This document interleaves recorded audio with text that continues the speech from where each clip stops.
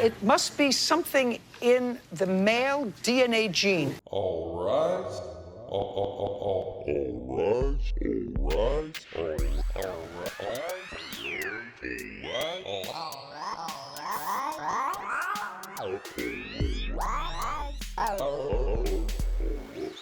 For Judging Judy. All right. Hello, and thank you for listening to Judging Judy, the podcast where it's our duty to judge Judy.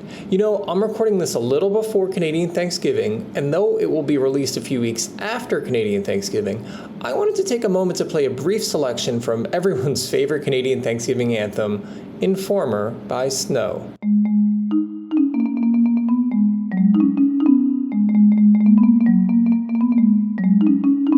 Really, really beautiful. But enough rambling, let's do what we do best and talk Judge Judy. Today's episode is from all the way back on September 20th, 2019. Still getting over the sleepiness from all that poutine and turkey and finding it hard to remember what was happening back then? Let's ask Professor Wikipedia for some help reminding us. The Storm Area 51, They Can't Stop All of Us Facebook event, which received over 2 million RSVPs, saw fewer than 200 attendees. The event was meant to encourage Facebook users to band together and raid the site in search for extraterrestrial life that conspiracy theory lore claims may be concealed inside. If this is your first time hearing about this event, you may not be a chump.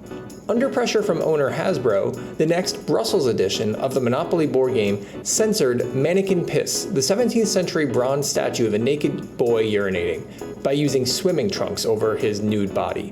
What would it take to replace the Waterworks place on the regular Monopoly board with the Mannequin Piss instead? A woman who previously accused late United States financier Jeffrey Epstein of sexually abusing her when she was a teenager says she was trafficked to Prince Andrew of the United Kingdom and was abused by him at a house in London.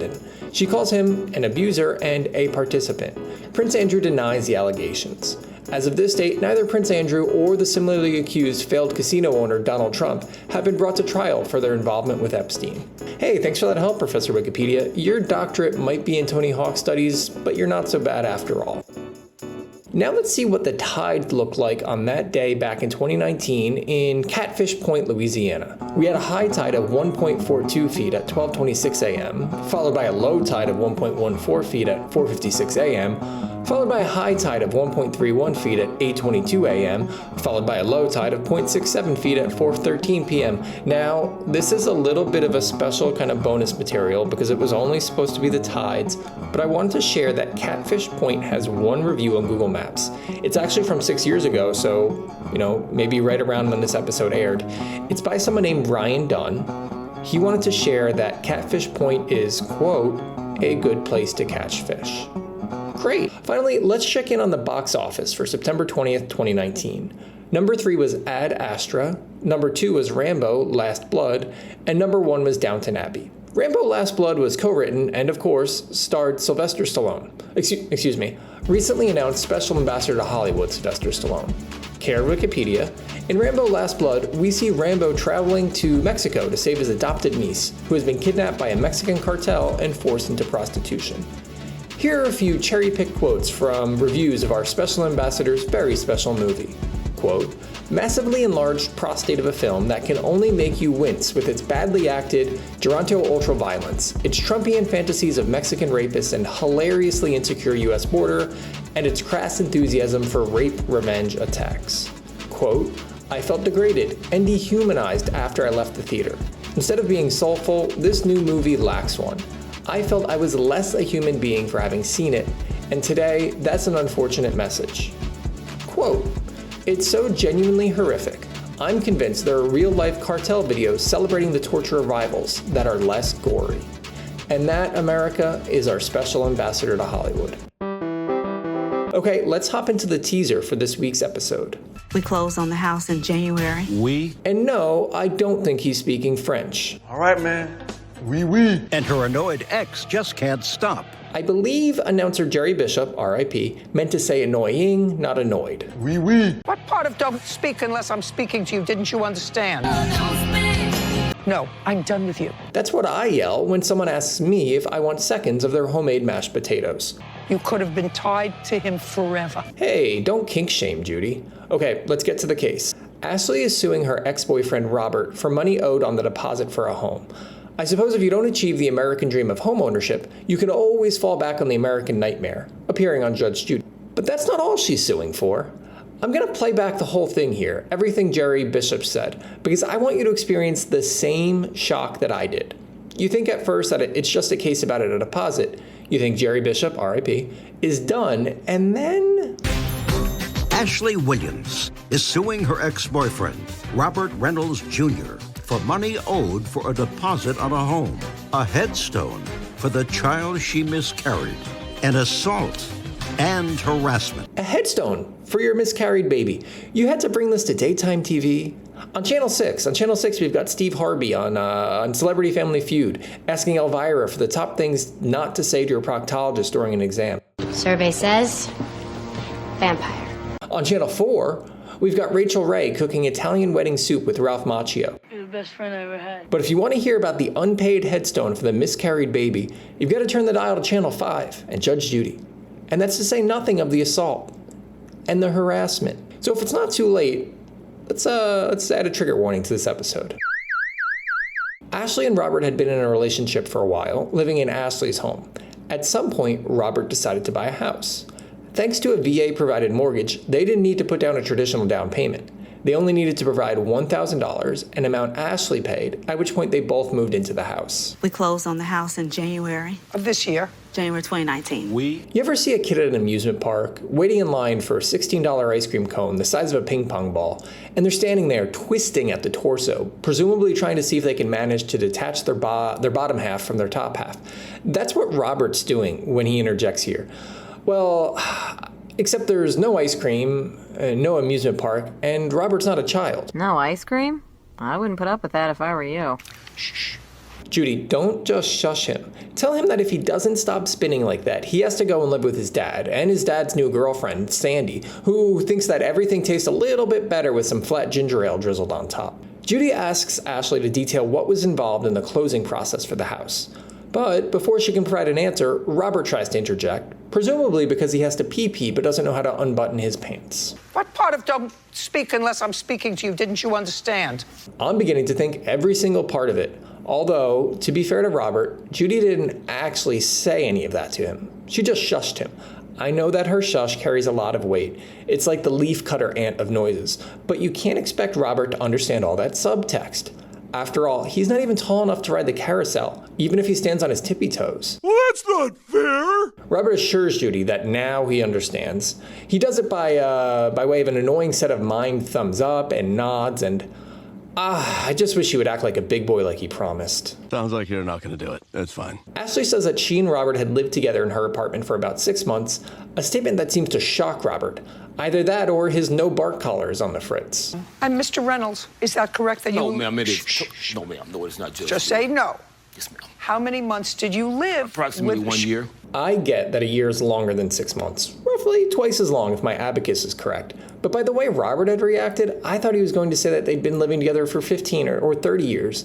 I thought he was going to say that the supposed apartment that they lived in together, it was actually a womb that they'd both been sharing for the entirety of their lives up until they moved into the new house. Ooh, with a lot more space. But okay, a year, not 6 months.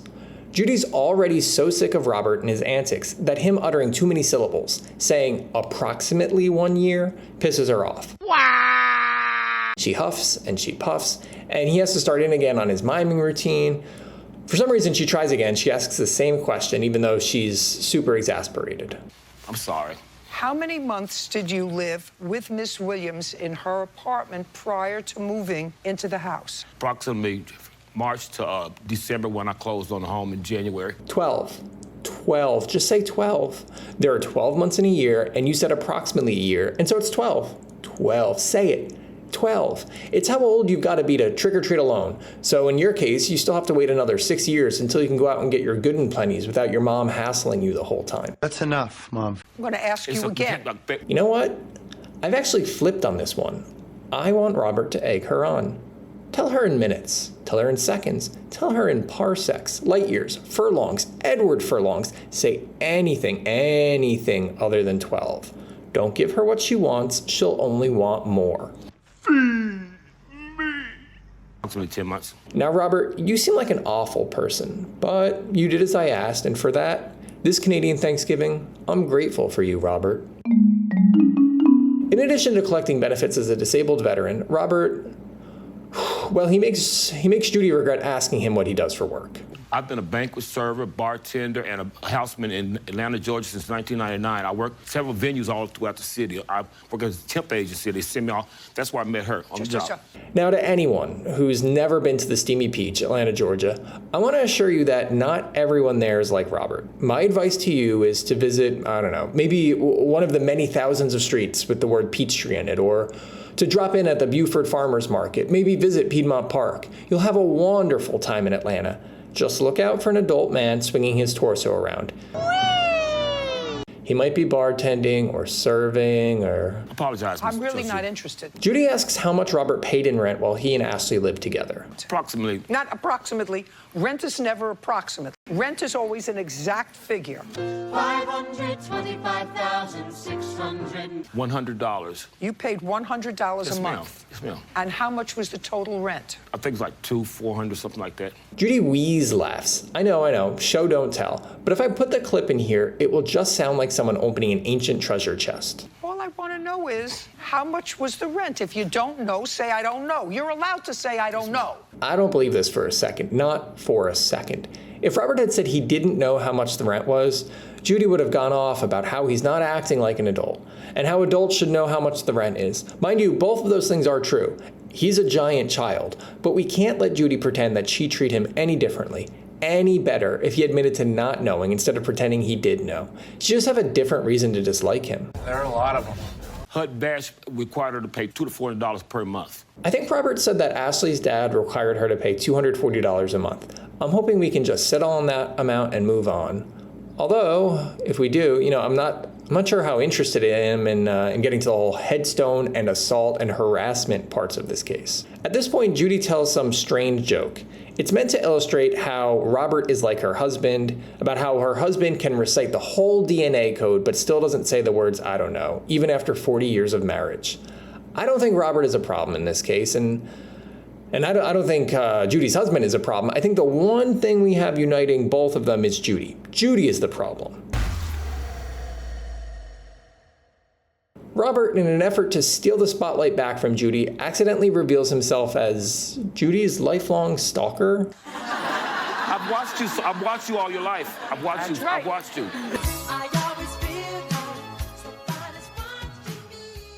Even in a fake courtroom, that's not something you want to admit.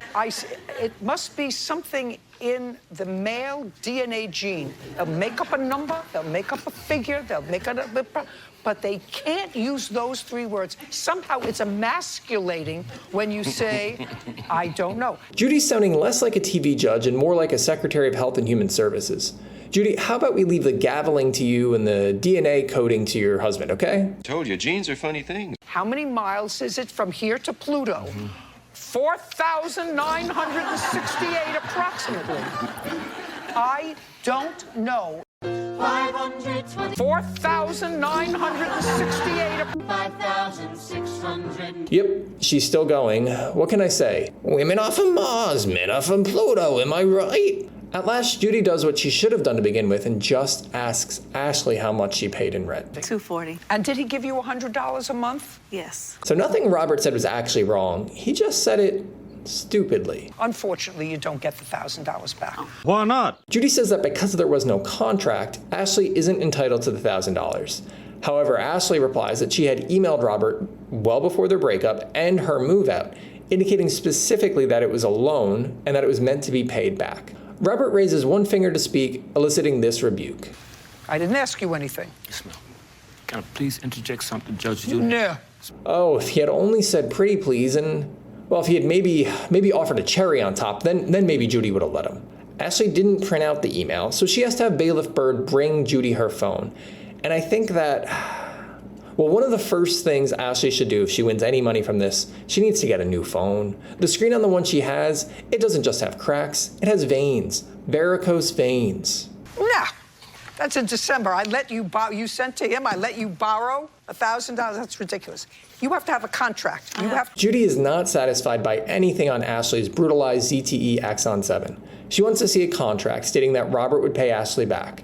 Without that, the $1,000 isn't hers. I mean, I read your case, and what I'm telling you is the only thing that has to be returned is an engagement ring. Wow, spoiler alert. So what's the rest of the episode going to be about then? Are we just going to watch Robert do knock-knock jokes? Because if he says knock-knock, and I say who's there, and he says banana one more time, now we move on to the topic of headstones. You claim that Mr. Reynolds is responsible for half the cost of a headstone because you decided to have a burial for the child that you lost. The headstone put Ashley back $800.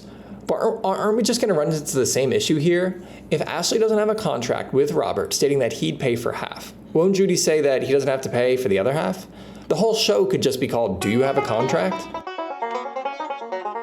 At the time that Ashley miscarried, she and Robert were still living together.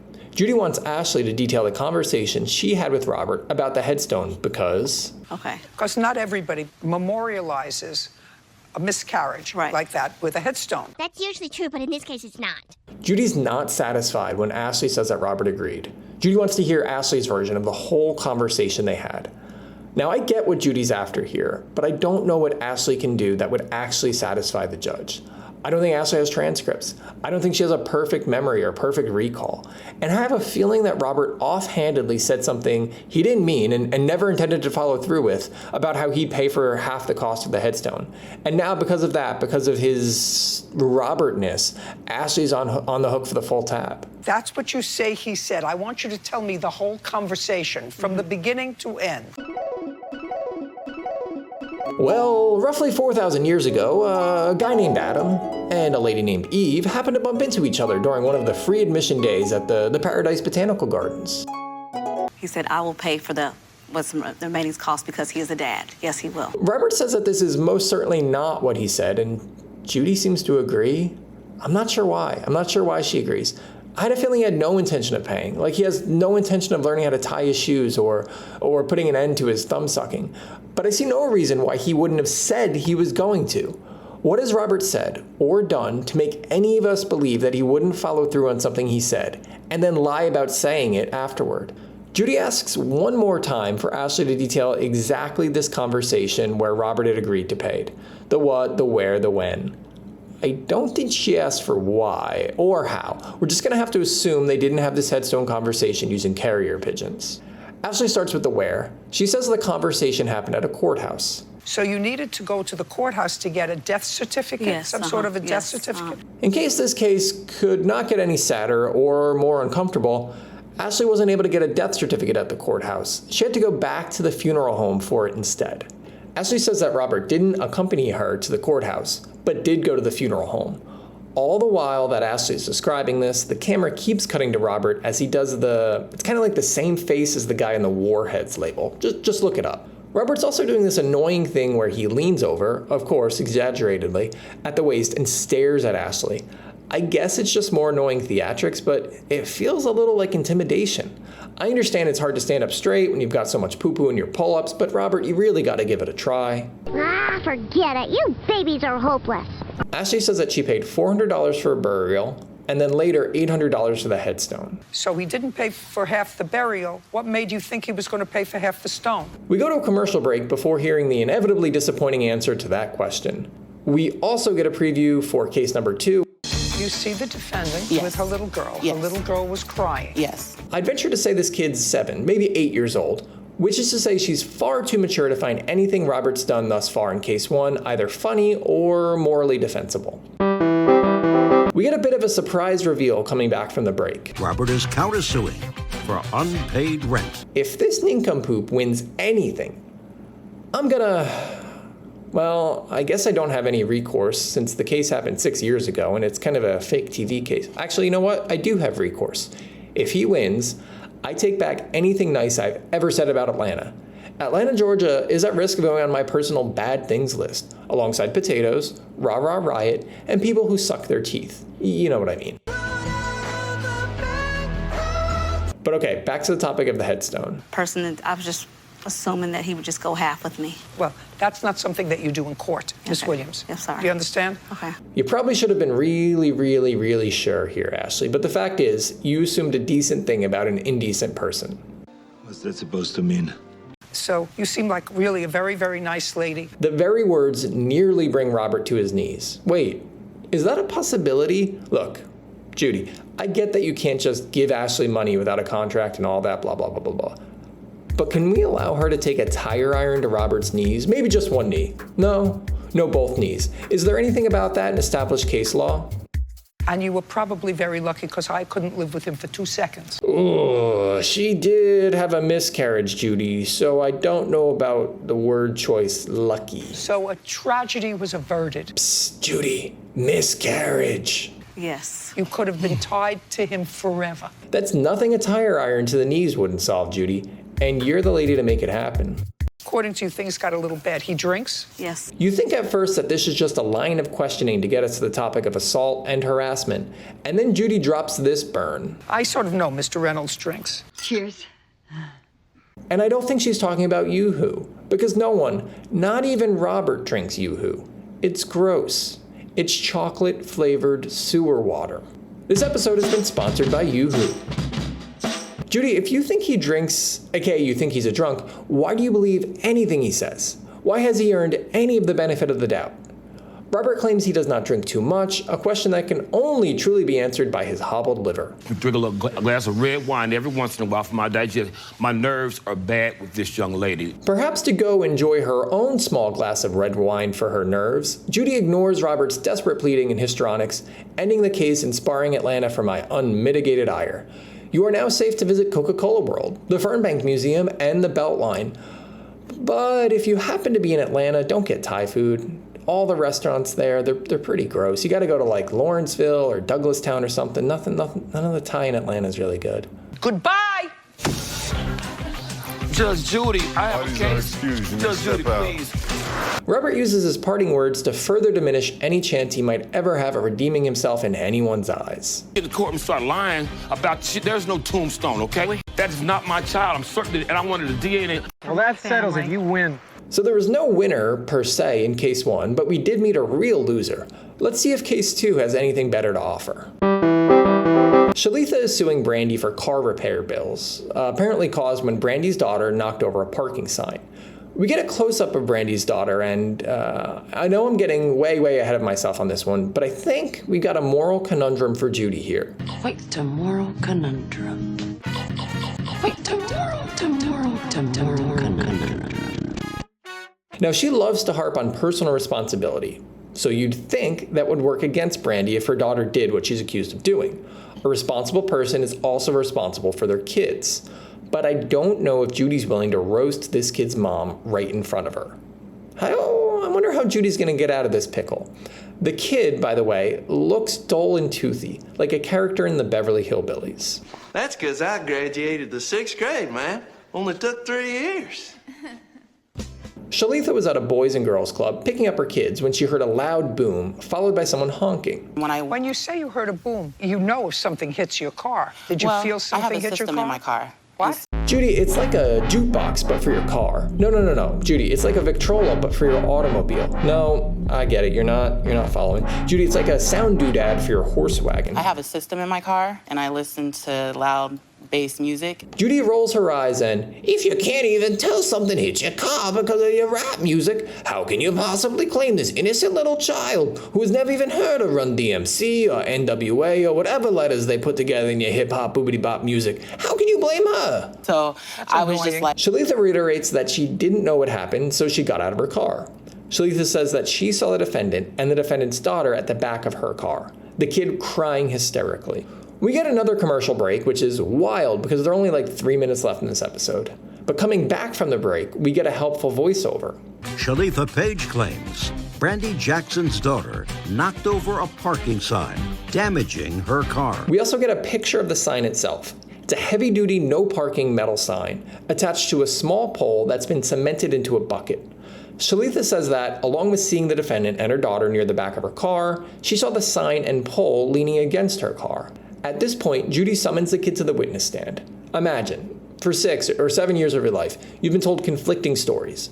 There are no such thing as monsters, but you should never talk to or trust strangers. And then you hear this.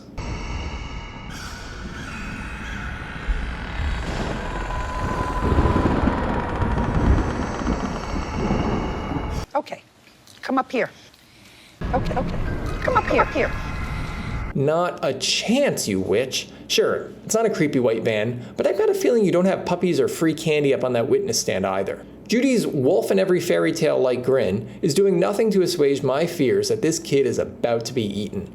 I know what you did to that girl in the Red Hood's grandma and 2 of those 3 pigs, Judy. Judy asks the little appetizer what happened that day at the Boys and Girls Club. I grabbed a hold of the pole and it fell over. Note that little Sydney here may be young, but she's not too young to massage the truth. The pole fell over, just like the little pigs' houses fell over after being blown upon by the wolf. Judy sends the kid back to her seat next to her mom, sparing her any more torment, for the moment at least. You're a very pretty little girl and very smart. Those are 2 things right out of the Creepy Stranger playbook. Shalitha shares some pictures of the scratches made to her car from the spontaneous pole falling incident. They are relatively minor, nothing at all like what befell the houses made of both straw and sticks. And to be honest, Shalitha isn't asking for a whole lot. $452.37. Judy offers Brandy the opportunity to speak for herself, but she doesn't want her to dawdle. Brandy, your case is important and all, but Judy's got a standing appointment with Mr. Jack Daniels that she never cancels. Well, let's make it brief because you're responsible for her damage, $452. The judge, despite offering Brandy the floor, doesn't cede it. She compliments Brandy's kid, but says that, adorable or not, the kid grabbed the pole and Brandy is responsible for the kid's actions. The plaintiff's car did not fly into the pole. Be pretty gnarly if it did, though, right, brah? Can I call you brah? Or are you more comfortable to judge brah? It's all chill with me, brah. Judy goes on to explain, still talking over Brandy, that it doesn't matter that Shalitha was in a no parking, no drop-off zone, that the reason the car was damaged were Sydney's actions, and that Brandy ought to have better control over her kid. Second argument in your defense was sue the city, not me. Sue the city. Brandy finally gets to speak, albeit very, very, very briefly, but her argument that the sign was inadequately secured does nothing to soothe or shut Judge Judy up. Judging for the plaintiff in the amount of $452. We're finished. Okay, so personal responsibility won out, and Judy was able to restrain herself by not lambasting the kid's mom right in front of her. It's almost like Judy took personal responsibility for herself. And in the process, Judy probably saved both Brandy and her kid Sydney hours and hours of therapy.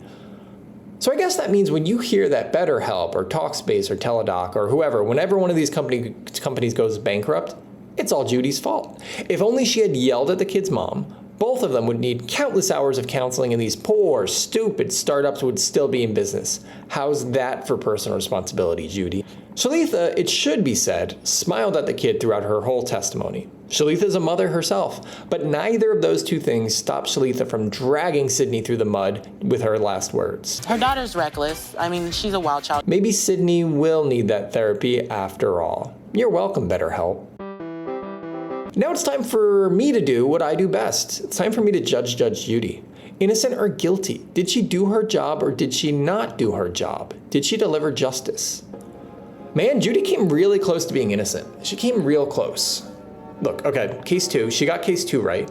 And besides her dismissive attitude toward Shalitha's sound system, Judy wasn't a complete monster. She behaved herself. She treated the kid with dignity and probably got a bump in the ratings by having little Sydney on, all without us actually having to listen to the annoying kid's voice for too long. So case 2, thumbs up. Case 1, now look, as painful as it is, Judy probably shouldn't have given anything to Ashley. That's hard for me to align myself with Judy on, but because I feel that Ashley does deserve compensation just for being with Robert. Never mind his broken promises and deadbeat attitude and whatever else.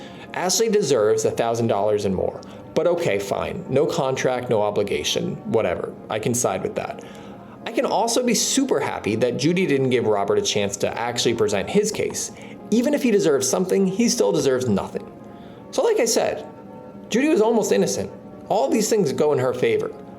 Except that whole dumb DNA rant. The dumb thing about men saying, I don't know. It was too much. She countered bad play acting by Robert with more, worse bad play acting. No one thinks you're stupid enough, Judy, to believe in a, quote, male DNA gene. We know you know that's not how it works. You drop down to Robert's level, and trust me, it stinks down there. The whole charade was loud and annoying, and it lasted too long, and for those reasons, today, Judy's guilty. That, my friends, is the hangman sound. For those new to the show, each week we play a game of hangman. But it's hangman mistakes. No, not the bovine kind. This is a plant-based show. Instead, like each week, something is on the line. The stakes this week are free refills. If I win, if I guess the word correctly, free refills will still be a thing. In fact, I'll go double or nothing. If I win, every drink you order, anywhere, restaurant, roadside stand, diner, bar, orange juice, apple juice, beer, liquor, soda, whatever, you know drinks, you know places. If I win, every drink will be refilled an unlimited number of times for free. However, if I lose, all drinks will cost double and none will be refilled for free. Like I said, there are stakes. This is serious business. As always, I'm using hangmanwords.com, and this week, for the third week in a row, I'm using their geography word list. Mind you, it's defeated me 2 weeks in a row. Last week, the real humdinger, and as a reminder, I can make 6 incorrect guesses, 6 letters that aren't in the word until I lose. And as always, I want to stress that this doesn't work on an audio medium and that I don't care. Okay, so let's pull up hangmanwords.com. All right, it is 2 words. The first one is 5 letters. The second word is 4 letters. Okay. I'm gonna go out on a limb and say maybe the second word is lake. So I'm gonna guess L. There's no L. So now my little hangman has a head. I'm gonna guess E, even though I know it's not lake. Nope, there's no E. So my hangman has a torso now. And to remind you, the ones that I've gotten wrong on the geography word list included a lake in the Kyrgyz Republic and the capital of Bangladesh. So sometimes they go pretty obscure. Let's go A, as in anonymous. Okay. So we have the last letter of both words is an A. So blank, blank, blank, A, space, blank, blank, blank, A. I think I forgot one of the blanks in the first one, but you get the idea. Let's go T, as in the drink. There's one T, blank, blank, blank, T-A, space, blank, blank, blank, A.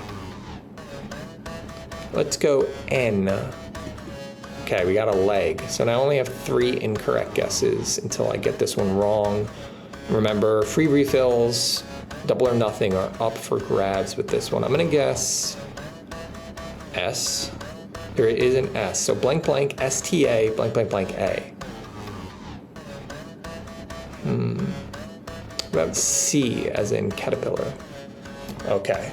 Oh, okay, this one's easy. So C, blank, S-T-A, blank, blank, C-A. So I'm thinking it's Costa Rica. Hopefully I'm not too confident, and hopefully I'm not wrong, but I'm gonna guess R. All right, I'm gonna guess I. I'm gonna guess O. I got it, Costa Rica. This week I won. It was not something in Kyrgyzstan, and it wasn't the capital of Bangladesh. It was Costa Rica. So again, as a reminder, every drink you order anywhere, no matter the drink, no matter the place, it is now refilled. Unlimited refills. You're welcome. You're welcome, world. We only have time for one more thing, and that is an out-of-context quote from Judge Judy.